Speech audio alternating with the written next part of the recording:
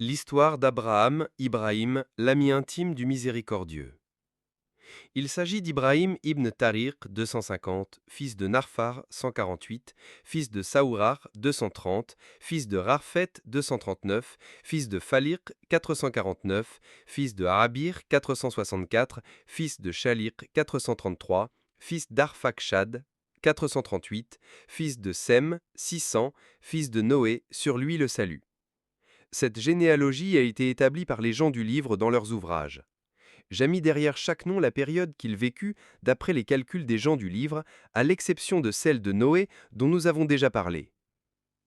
Ibn Asakir a rapporté d'après plusieurs voies, selon Ikrima, ce qui suit. Abraham, sur lui le salut, était surnommé Abu Ebdeiram, le père des hôtes.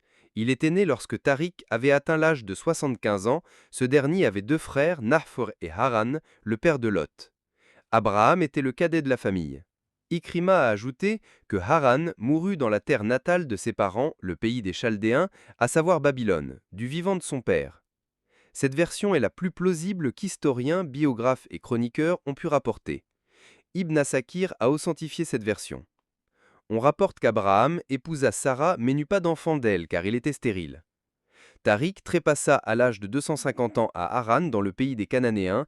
Il était accompagné de son fils Abraham, l'épouse de celui-ci ainsi que Lot, fils de Hiran. Ce qui prouve qu'il n'est pas né à Haran, mais bel et bien en terre chaldéenne, qui comptait entre autres localité Babylone et ses environs.